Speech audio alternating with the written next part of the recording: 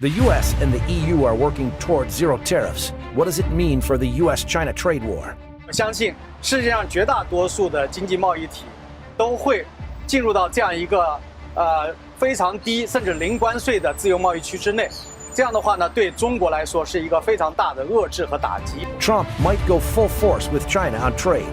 What is his end game? 我认为他有更大的格局，他有些东西没有说出来，但是他做的含义不仅仅是在贸易和经济领域。Can Russia and the U.S. be friends after all? 它与俄国修复关系呢，是有利于专注应付目前的主要威胁。川普在第一个任期内要重建美俄关系，挑战还是很大的。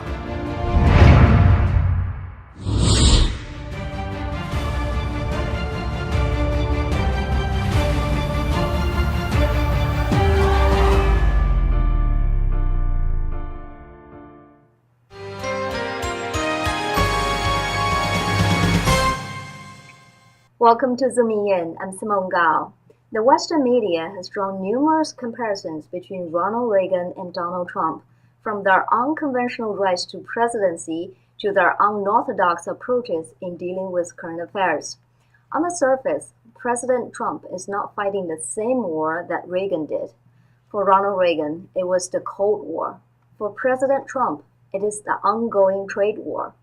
However, at the core of both wars is the unresolved ideological difference between the free world and the communist regime. In this episode, we'll draw a deeper comparison by focusing on several deterministic factors for winning a war. What are these factors?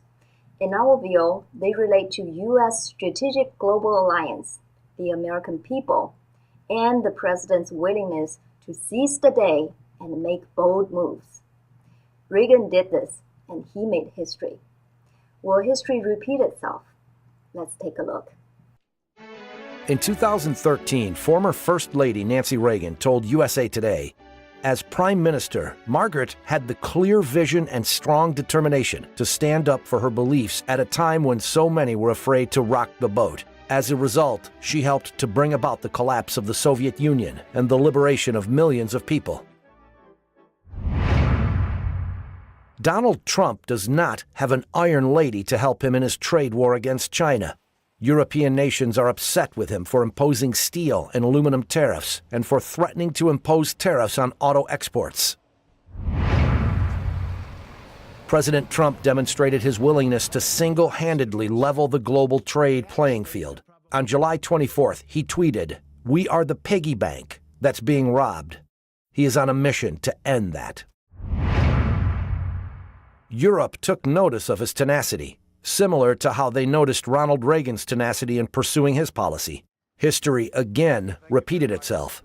On July 25th, European Commission President Jean-Claude Juncker met with President Trump. They agreed to work toward zero tariffs and start a new phase for the U.S.-EU relationship.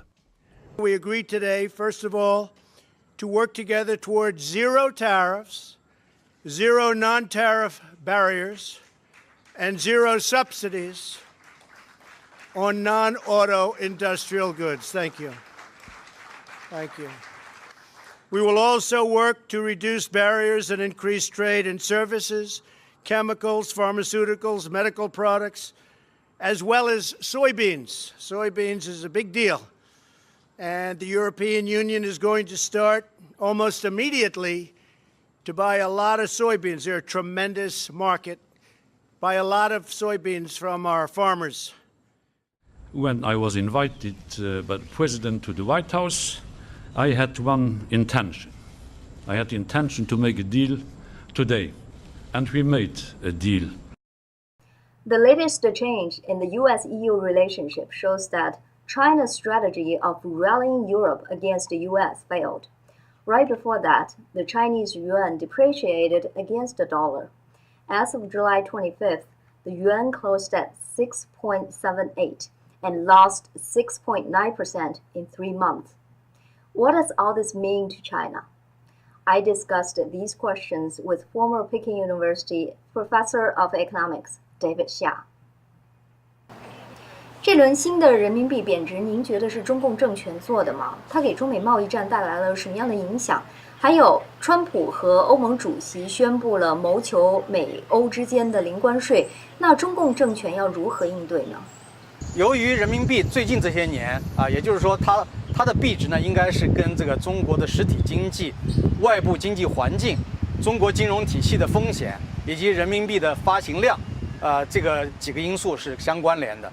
所以呢，我一直在就分析和批评的就是说，中国政府这种做法呢，也就是滥发货币的做法，一定会使人民币显著贬值。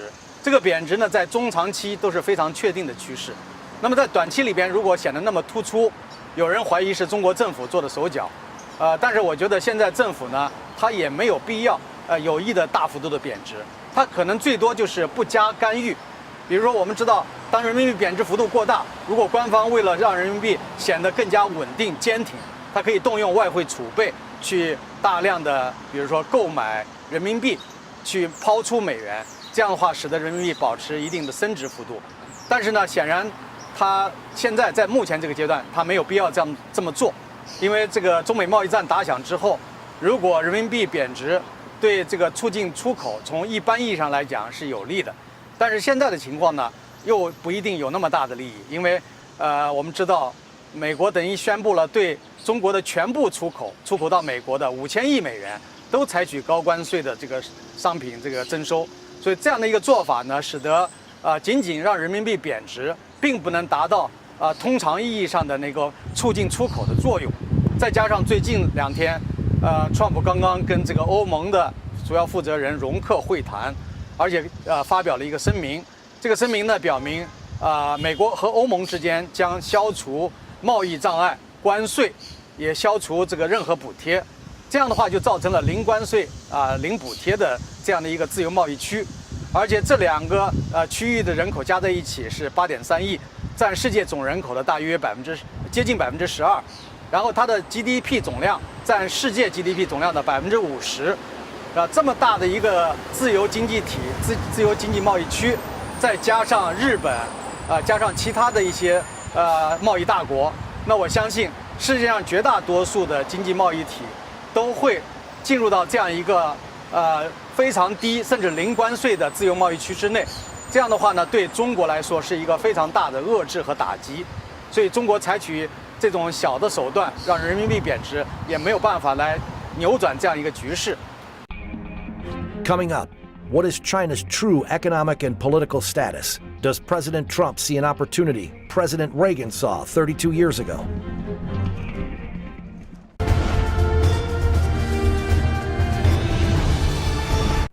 China's true economic and political state is much more turbulent than what the Western world perceives. 32 years ago, when President Reagan gained insight of how vulnerable the Soviet Union's economy was, he didn't hesitate to make a decisive move to bring down the whole thing. Will history repeat itself? Let's first revisit what happened in the 1980s. In March 1983, Reagan announced the Strategic Defense Initiative, SDI. For over a generation, nuclear strategy has been governed. SDI soon became the target of negotiations. In October of 1986, Reagan and Gorbachev met in Iceland. Gorbachev proposed concessions in nearly every area of arms control, but under the condition that the U.S. would give up its SDI program. Reagan refused the conditions and walked away with an important insight: that the Soviet Union feared his program. Reagan then tripled America's SDI budget, which soon brought the arms race to an end and led to the collapse of the Soviet Union. Today, when President Trump put tariffs on $50 billion of Chinese goods, and then possibly $200 billion, and then possibly a total of $500 billion, does he see an opportunity similar to the one Reagan saw 32 years ago? In the West, we hear news about China on a daily basis, but we still don't see the turbulence building behind China's Great Firewall. On July 25th, the yuan fell to its lowest of the year after Beijing announced that it would pursue a more vigorous fiscal policy. Despite the policy-driven stock market bounce in 2018, China's economic thermometer, the Shanghai Composite Index, has been trending downward through June 2018. On the same day, A Reuters article revealed that 4,000 high net worth investors rushed to banks and occupied them. Management teams from 4 private equity firms under Shanghai Fuxing disappeared over the last month. As a result, investors cannot redeem their investments. Fuxing has 30 billion RMB in assets under its management, one of the largest players in the Chinese market. This is only the latest example of ownership and management disappearing with investors' money. A general observation is that China's macroeconomic status does not support the high-yield promises made by these private equity firms. The bubble will burst in the future.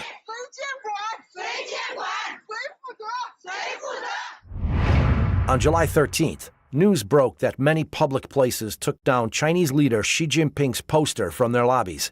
By the following week, news spread that the elites and some high CCP officials established an agreement to take down Xi Jinping from his position. Although Xi embarked for Africa as scheduled, indicating he is not in immediate danger of being deposed, the consensus is that he encountered strong resistance within the party. Also, in July, Chinese inspectors announced Changchun Changsheng Biotechnology, China's largest vaccine maker, had violated safety standards. A rough estimate indicated that 250,000 faulty vaccines had been administered to children. This news went viral on Chinese social media, as news like this continues to erode public confidence on food and service safety. Desperately, parents in China took their concerns to the U.S. Embassy website to seek support. Public outcry and political rumors all point to the mounting pressure the Chinese Communist Party faces. In fact, strong economic growth has been the only source of legitimacy for the Communist Party's rule. If the trade war undermines that, China could go through drastic political changes. Is Trump facing the same situation that Reagan did 32 years ago? Let's hear from David Xia.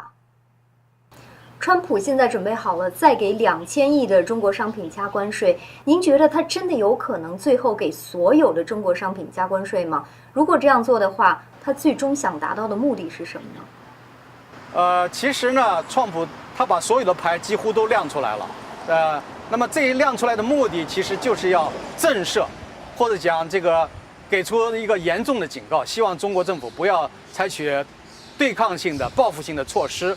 那么这样的话，就自然会缓解。但如果中国政府呢也是以牙还牙的话，那么贸易战就会升级，那么双方呢都会遭受相当程度的损失。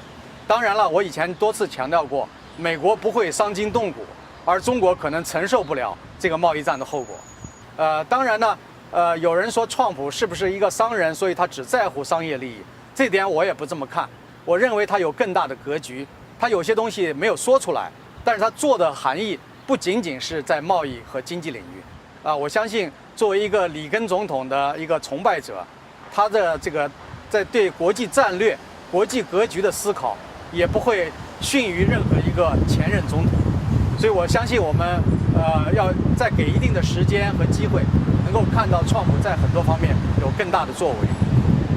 面对川普施压，中方一再用激怒川普的方式做回应。您觉得习近平对中美贸易战到底是持什么样的态度呢？他会在这个国内外的双重压力之下进行根本性的改变吗？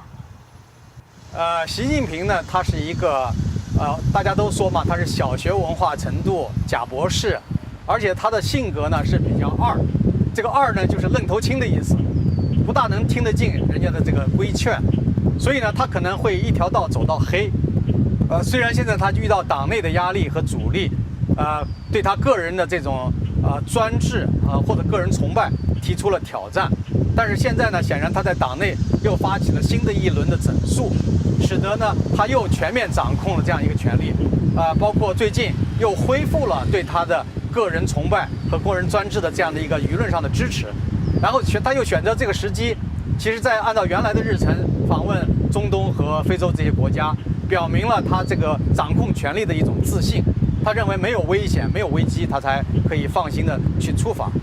但是呢，很多人都寄予希望，说习近平会不会在压力下，在碰到南墙、在内外困境的压力下，最后他会选择走向蒋经国道路，就是走向一个宪政民主的道路。我认为绝对不可能。Coming up, how can improved U.S.-Russia relationships help the U.S. in its trade war with China?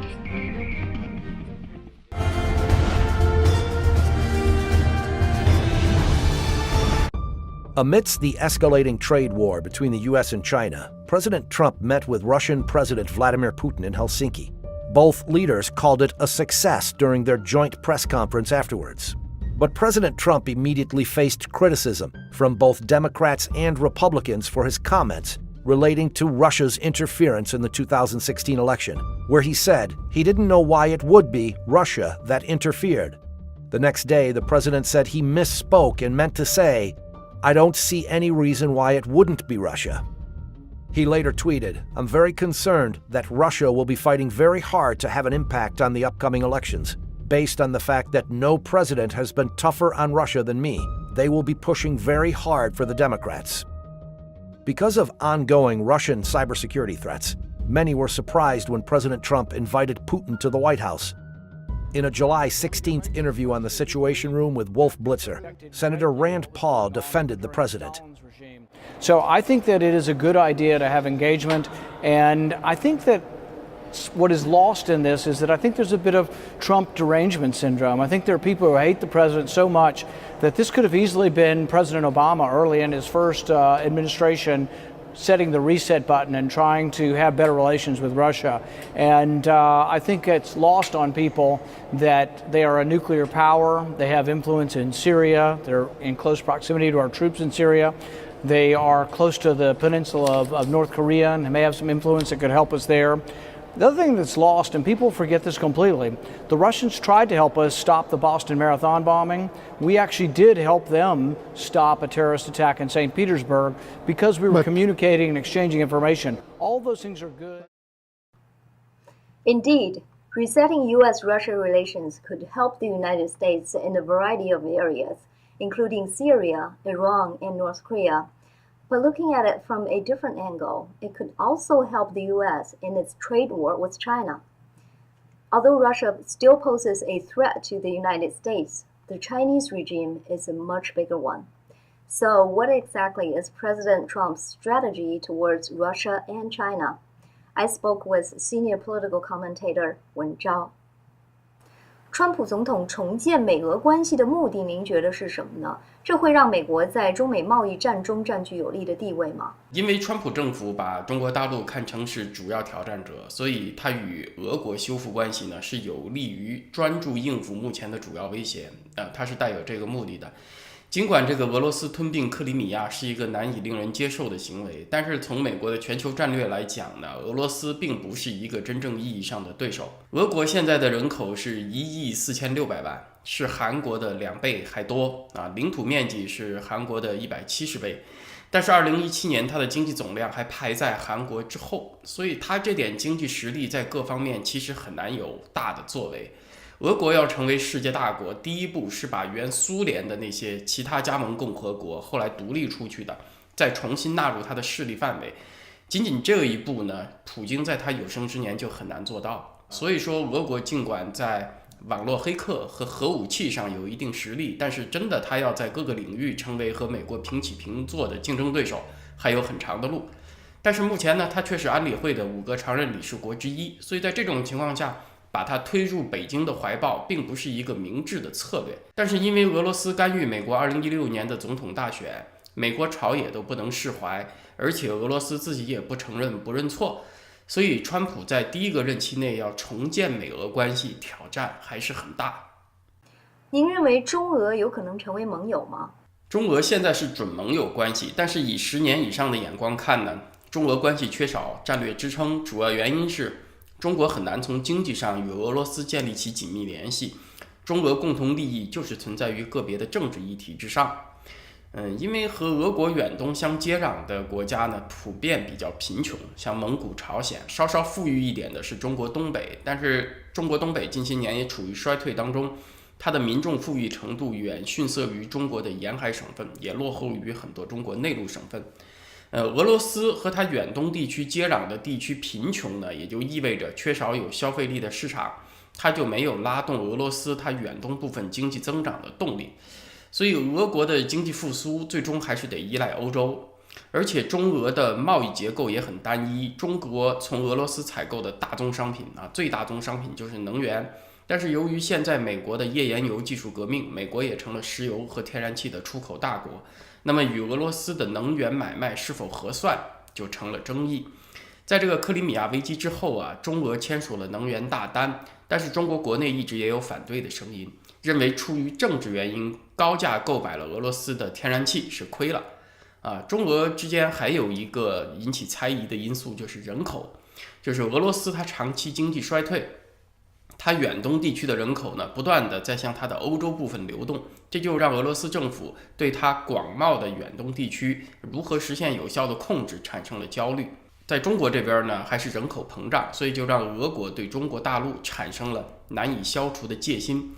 同时呢，还有中俄争夺原来从苏联独立出来的中亚国家的影响力，所以这些因素呢，都让中俄同盟的持久稳定有很大问题。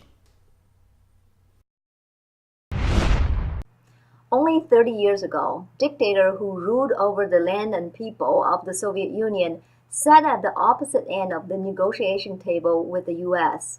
They appeared strong and terrifying. 2 years later, after the Cold War ended, the Soviet Union dissolved. Reversing its predecessor's détente foreign policy, Reagan paved the way for the collapse of the behemoth communist regime of his day. Will Donald Trump achieve the same glory for America again? This time, which side will Russia choose? Thanks for watching Zooming In. I'm Simone Gao, and see you next time.